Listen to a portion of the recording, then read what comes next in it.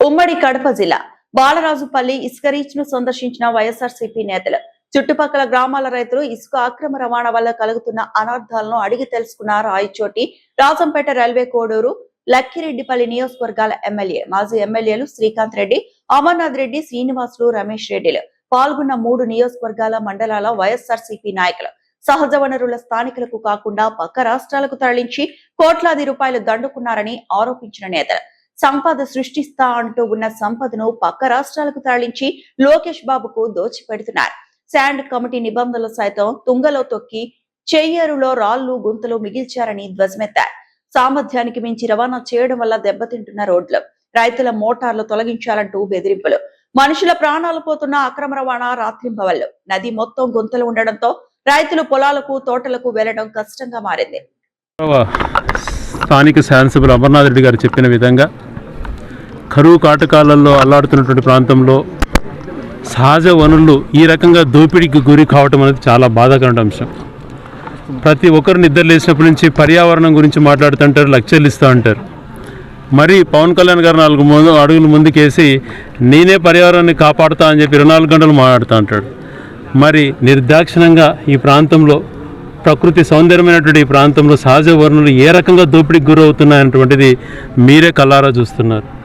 ఈ ప్రాంతం రైతులకు కానీ, సాగునీరుకి కానీ, లేకపోతే ఈ అటవీ యొక్క ప్రాంతంలో ఎన్నో జంతువులు ఉండేటువంటి ప్రాంతం, ఎంతో అందమైనటువంటి ప్రాంతంలో చేపల చెరువులు కూడా ఎప్పుడు మా గోదావరి జిల్లాలో కూడా కనపడవు. ఆ రకం చేపల చెరువులు లెక్కన ఈ రకంగా లక్షలాది టన్నులు దోచేసి ఈ ప్రాంతం నుంచి, ఈ ప్రాంతం ముందే పేదరిక ప్రాంతం, ఇక్కడ సహజ వనరులంతా కూడా దోపిడీకి గురి చేస్తున్నటువంటి వాళ్ళని ఏమనాలి?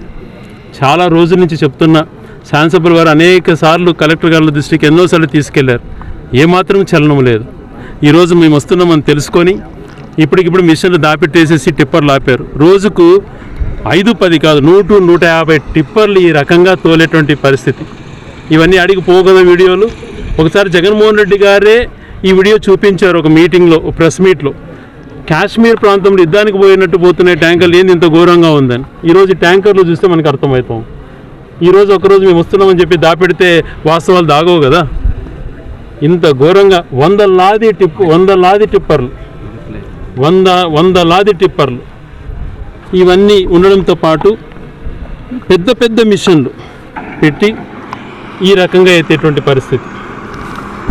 ఒక్కొక్కసారి ఒక్కొక్క ట్రిప్పుకి ఒక్కొక్క లారీకి టిప్పర్కి 50 నుంచి 55 టన్నుల ఇసుక దాంట్లో వేస్తున్నారు. 800 రోజులైంది ప్రభుత్వం ఏర్పడిన రోజు నుంచి తోలుతున్నారు. 800 రోజులు, రోజుకు 150 లారీలు పోతున్నాయి. ఒక్క రోజుకు 150 లారీలు అంటే ఒక లారీకి 50 టన్నులు అంటే ఒక ట్రిప్పుకి దాదాపుగా 1,20,000 నుంచి 1,30,000 టన్నులు ఒక్క రోజుకు తీసుకెళ్తున్నారు ఈ ప్రాంతం నుంచి. ఈ సహజ వనరులు ఎక్కడికి తీసుకెళ్తున్నారు అని అంటే పక్క రాష్ట్రాలకు దోపిడికి. ఇక్కడ ప్రతి ఒక్కరు కమిషన్లు. వీటికి ఇదే కాకుండా 800 రోజులకు వేసుకుంటే దాదాపుగా 50 నుంచి 60 లక్షల టన్నులు, 45 నుంచి 50,000 మెట్రిక్ టన్నులు తీసుకుపోయారు. ఈరోజు సమాజం గురించి మాట్లాడే పెద్ద మనుషులు సమాధానం చెప్పాలి. 24 ఆగస్టు 2024లో మొదటిసారి అప్పుడు ఉమ్మడి జిల్లాలో ఈ ప్రాంతం ఇప్పుడు కడప జిల్లాకి వెళ్ళింది. అన్నమయ్యకు బార్డర్ ఉంది. అప్పుడు ఉన్నటువంటి అన్నమయ్య జిల్లాలో కలెక్టర్గా ఉన్నటువంటి ఆ టైంలో ఉన్నటువంటి చెరుకురి శ్రీధర్ గారు అనుకుంటా, శ్రీధర్ గారు ఇచ్చినటువంటి పర్మిషన్ లెటర్స్లో తను చెప్పినటువంటిది ఆ రోజుల్లో మొత్తం పైన ఒక సంవత్సరానికి 3 లక్షల మెట్రిక్ టన్నులు తీయాలి, ఎక్కడ కూడా 3 అడుగులకు మించి తీయకూడదు అన్నటువంటిది అన్నీ కూడా మెన్షన్ చేస్తే ఒక్కొక్క చోట 20-30 అడుగులు తీసేయడమే కాకుండా వాళ్ళు చెప్పినటువంటి కేవలం 300 అడుగుల్లోనే పర్మిషన్ ఇస్తే దాదాపుగా 3 నుంచి 5 కిలోమీటర్ల మేర ఎత్తేసేసి వాళ్ళు ఇచ్చిన పర్మిషన్ 3 లక్షల మెట్రిక్ టన్నుల కంటే దాదాపుగా 40 నుంచి 50 లక్షల మెట్రిక్ టన్నులు ఎత్తేసడం సమంజసమా? ఇంకా వాస్తవాలు మాట్లాడుకోవాలని ఉంటే ప్రతి సంవత్సరం మినరల్ కమిటీ మీటింగ్ జరగాల, శాండ్ మీటింగ్ జరగాల, కలెక్టర్ గారు తిరిగి పర్మిషన్స్ ఇవ్వాలి. మళ్ళీ 24 జూలైలో ఇచ్చినట్టు పర్మిషన్స్ తర్వాత మళ్ళీ మీటింగ్ జరిగినటువంటిది లేదు. ఇప్పుడు కడప జిల్లాకు పోయింది. ఇప్పుడు అప్పుడు పనిచేసినటువంటి కలెక్టర్ గారు కానీ ఇప్పుడు కడప జిల్లాకు పనిచేసిన కలెక్టర్ ఇద్దరు రెస్పాన్సిబుల్ దీనికి. ఇంత సహజ వనరులు ఈ ప్రాంతం నుంచి దోచుకెళ్తుంటే ఏం చేస్తున్నారు? ఈ ప్రాంతం ముందే వెనకబడిన ప్రాంతం, జిల్లా కేంద్రాలు తీసేశారు. సహజ వనరులు ఈ రకంగా దోచేస్తున్నారు. ప్రజలకు ఎంత నష్టం చెప్పండి. ఏమన్నా దాంతో ఒక బాధ్యతగా తీసుకుంటున్నారా? ప్రభుత్వానికి సంబంధించినటువంటి ఆస్తి, ఇదంతా ప్రజలకు సంబంధించినటువంటి ఆస్తి. మరి 50 లక్షల మెట్రిక్ టన్నులు ఇసుక ఇక్కడి నుంచి 2 సంవత్సరాలలో ఎత్తేసేసి ఈ ప్రాంతంలో నిర్వీర్యం చేసేసారు. దాదాపుగా 5-6 కిలోమీటర్లు అని అంటే ఎంత తప్పండి. ఇవి కాకుండా ఈ టిప్పర్లు 150 టిప్పర్లు ఏవైతే ఉన్నాయో వాస్తవానికి వాళ్ళు ఇచ్చినటువంటి రూల్లో 20 టన్నులకు మించి ఏ టిప్పర్లో వేయకూడదు రూల్ ప్రకారం. 50 టన్నులు 60 టన్నులు వేస్తుంటే ఆర్టీఓలు ఏం చేస్తున్నారు? గాడిదలు కాస్తున్నారా ఇల్లు? మరి ఆ టిప్పర్లతో మనుషులను గుద్ది అనేక మంది చావు కారణమయ్యారు, యాక్సిడెంట్లు జరుగుతున్నాయి. 50-60 టన్నులు వేసి ఒక టిప్పర్ తీసుకెళ్తుంటే రోడ్లు ఎలా బతుకుతాయి? రోడ్లు నిర్వీర్యం అయిపోయినాయి. సహజ వనరులు దోపిడీ చేస్తున్నారు, ప్రమాదాలకు గురి చేస్తున్నారు, అనేక మంది చావు కారణమయ్యారు. పసిపిల్లలు, కాలేజీ పిల్లలు ఇక్కడ ఈత ఆడకొచ్చి 3 చనిపోతే ఆ వార్తే బయటికి రానికుండా చేశారు. ఒక 4 రోజుల క్రితం గౌరవ శాసనసభ్యులు గారు కూడా దీక్షకు ధర్నా కూడా కూర్చున్నారు. ఇక్కడ 2 పిల్లలు చావు కారణమయ్యారు టిప్పర్లతో గుద్ది.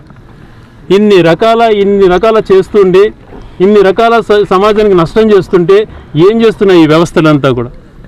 వెంటనే ఇదంతా కూడా మేమంతా గ్రీన్ ట్రిబ్యునల్ కూడా ఆశ్రయించబోతున్నాం. ఇక్కడ చాలామంది అధికారులు, మైనింగ్ వాళ్ళు కానీ, ఫారెస్ట్ వాళ్ళు కానీ, వీళ్ళంతా చీమ కుట్టినట్టు కూడా లేదు వీళ్ళకంతా. ఈ జరిగినటువంటి దోపిడీ లెక్కాచారాలతో సహా ఉన్నాయి. ఇక్కడ నుంచి 50 లక్షల మెట్రిక్ టన్నులు ఎలా తీసుకెళ్లారో మా దగ్గర ఆధారాలు ఉన్నాయి. భవిష్యత్తులో ఈ అధికారులు కూడా ఫేస్ చేస్తారు. పర్యావరణానికి సంబంధించిన అధికారులు కానీ అందరూ కూడా దీంట్లో వాళ్ళ యొక్క బాధ్యులు అవుతారు. ఇదంతా దీనికి ఆన్సరబుల్ అవుతారు వాళ్ళంతా. ఇప్పటికైనా వాళ్ళు చర్యలు చేపట్టి ఈ దోపిడీని అరికట్టాలని చెప్పి గట్టిగా డిమాండ్ చేస్తున్నాం. ఇది చాలా తప్పు. ప్రజల ఆస్తినికి ఎవరు కూడా ఇలా దోపిడీకి చేసుకోవడం అనేటువంటిది ఎక్కడ జరగకూడదు. ఆ రకమైన దోపిడీ ఇక్కడ జరుగుతోంది, ఇంకా కూడా ఆపడం లేదు. ఇప్పుడు శాసనసభ్యుడితో పాటు మేమందరం వస్తున్నామని తెలిసి 1 గంట ముందు మిషన్లు దాపెట్టి టిప్పర్లు ఎక్కడ రోడ్లలో ఆపేశారు. మరి తప్పు చేస్తున్నట్టే కదా. దీనికి సంబంధించి మేము అడిగినటువంటి ప్రశ్నలకు మళ్ళీ మినరల్ కమిటీ మీటింగ్ జరిగి మళ్ళీ పర్మిషన్ రెన్యువల్ చేశారా చెప్పాలి. ఇక్కడ కొలతల్లో మేము చూపిస్తాం 50 లక్షల మెట్రిక్ టన్నులని. మీరు ఎంత పర్మిషన్ ఇచ్చారు, ఎక్కడికి పోయింది ఇసుక అన్నటువంటిది అంతా కూడా సమాధానం చెప్పాలి. మీకు ధైర్యం ఉంటే అధికారులంతా కూడా. అది లేనప్పుడు మీరంతా బాధ్యులు అవుతారు, మీ పైన చర్యలు చేపట్టడం జరుగుతుంది భవిష్యత్తులో. కాబట్టి ఇప్పటికైనా మీరు కళ్ళు తెరిచి, ఈ ప్రాంతం ఎంతో నష్టమైనటువంటి ప్రాంతం, చూస్తే బాధ కలుగుతోంది. రాళ్ళు బయటపడ్డాయి, మీటర్లు తొలగిచ్చేశారు. ఒక పక్కన పంటలకు నీళ్ళు రావటం లేదు, త్రాగునీటికి రావాల్సిన నీళ్లు కూడా ఆగిపోయే పరిస్థితి ఏర్పడింది. రాత్రింబవళ్ళు గ్రామస్తులే చెప్తున్నారు, పక్కన రాత్రింబవళ్ళు లైట్లు వేసుకొని ఇక్కడ మళ్ళా ఈ ఏరులో ఎంతో మంచి శాశ్వతమైనటువంటి ఏరులో టిప్పర్లు పోవడానికి రోడ్డు ఫామ్ చేసుకున్నారు, బ్రిడ్జ్ ఎక్కడానికి. ఏంటండి ఈ దోపిడీ? ఎవరు అడిగేవాళ్ళు లేరనే? ఇవన్నీ కూడా అంత ఈజీగా వదిలేటి కాదు. ఎందుకంటే సహజ వనరులపైన, ప్రాంతాలపైన ప్రేమ ఉండేటువంటి వాళ్ళం. ఖచ్చితంగా దీన్ని గట్టిగా నిలదీసి ఎవరికి ఏ శిక్ష పడాలనో ఖచ్చితంగా శిక్ష పడుతుంది. ఇప్పుడైనా చర్యలు చేపట్టకపోతే తెలియజేయడం జరుగుతోంది. ఈరోజు ఈ కష్టాన్ని చూసి ఇదంతా ప్రజలకు తెలియచేయడానికి రాయచూరు నియోజకవర్గానికి సంబంధించిన వైఎస్ఆర్సీపీ నాయకులు, రాజంపేటకు సంబంధించిన వైఎస్ఆర్సీపీ నాయకులు కానీ, కోడూరుకు సంబంధించిన వైఎస్ఆర్సీపీ నాయకులు పెద్ద ఎత్తున తరలి వచ్చారు. వాళ్ళందరికీ కూడా, అలాగే ఇక్కడ ఉన్నటువంటి బూడుగుంటపల్లె ప్రజలకి, రోలమడుగు ప్రజలకి, బాలరాజపల్లి ప్రజలకు కూడా కృతజ్ఞతలు తెలియజేస్తున్నాం. వాళ్ళ బాధలు కూడా వాళ్ళు వ్యక్తం చేస్తున్నారు. ఆ రైతుల యొక్క బాధలు కూడా చూసిన తర్వాత మాకు కూడా బాధ కలుగుతుంది. ఇవన్నీ కూడా మా పార్టీ అధ్యక్షుడి దృష్టికి తీసుకెళ్తాం. దీనిపైన గట్టిగా భవిష్యత్తులో గట్టి పోరాటం చేస్తాం. రాజంపేట నియోజకవర్గంలోని ఈ ప్రాంతం ఒకప్పుడు బ్రహ్మాండంగా ఇక్కడ సాగు చేసుకునే పంటలకు కానీ, రాయచోటి ప్రాంతానికి తాగునీటిని కూడా అందించే ఏరియా ఇది. ఇక్కడ ఇసుక క్వారీలు పెట్టి, అదేదో ఇసుక క్వారీ అంటే నాకు అర్థం కాలేదు. చంద్రబాబు నాయుడు గారు ఏమో ఉచిత ఇసుక అన్నారు. ఉచిత ఇసుక అంటే ఎవరైనా వచ్చి తీసుకొని పోవచ్చు. అయితే ఇక్కడ ఉచిత ఇసుక మటుకు కాదు ఇది. దాదాపు ఒక్కొక్క టిప్పర్కు 6,000, 7,000, 8,000 ఎవరి ఇష్ట ప్రకారం వాళ్ళు వసూలు చేసుకోవచ్చు. ఆ వసూలు చేసిన డబ్బు ఎవరికి పోతుందో కూడా తెలియదు. ఎన్ని వందల టిప్పర్లు పోతాడో తెలియదు. అకౌంటబిలిటీ లేదు. కలెక్టర్కు బాధ్యత లేదు, పోలీసు వాళ్ళకు బాధ్యత లేదు. రెవెన్యూ అధికారులు అందరూ చూస్తూ ఉంటారు. మరి దోపిడీ అంటే ఇప్పుడు ఇసుక నుంచి తైలం కాదు, ఇసుక నుంచి నోట్లు తీస్తుంటారు ఈరోజు బయటికి. అంటే ప్రతి ఒక్కరికి సాయంత్రానికే నోట్ల కట్టలు. ఏం మళ్ళా బ్యాంకుకి పోయి తీసుకొచ్చుకోవాల్సిన పనిలే. ఇక్కడికి ఎవడొచ్చినా కూడా కప్పం కట్టి డబ్బులు కట్టేసి ఇసుక ఇచ్చుకొని పోవాలా. ఇది సాంప్రదాయం అయిపోయింది ఇప్పుడు ఈరోజు. అంటే చంద్రబాబు నాయుడు ఆశయాలు ఏంటి ఉన్నాయో మనకు తెలియదు కానీ లోపల ఒకటి బయటకు ఒకటి. బయటకేమో ఉచిత ఇసుక, లోపలికేమో వాళ్ళ శ్రేణులు కోట్ల రూపాయలు సంపాదించుకునేదానికి ఒక మైన్ మాదిరి తయారు చేసి ఇచ్చేసినాడు. అన్ని నదులు, ఓ పక్క పాపాగ్ని అయితేనేమి, ఓ పక్క చెయ్యేరు అయితేనేమి, ఓ పక్క మాండవి అయితే ఎక్కడ చూసినా ఎక్కడ దొరికినా వీళ్ళు ఇష్టం వచ్చినట్టు క్వారీలు పెట్టుకొని ఎత్తుకునే పరిస్థితులకు వచ్చినారు. ఎవరు ఆపే స్థితి లేదు ఈరోజు. అంటే ఎవరు దీన్ని నియంత్రించాలో కూడా ఈ అధికారులు ఏం చేస్తారో కూడా అర్థం కాదు. కడప జిల్లా కలెక్టర్కు తెలిసి ఈ దందా అంతా జరుగుతూ ఉంది ఇక్కడ.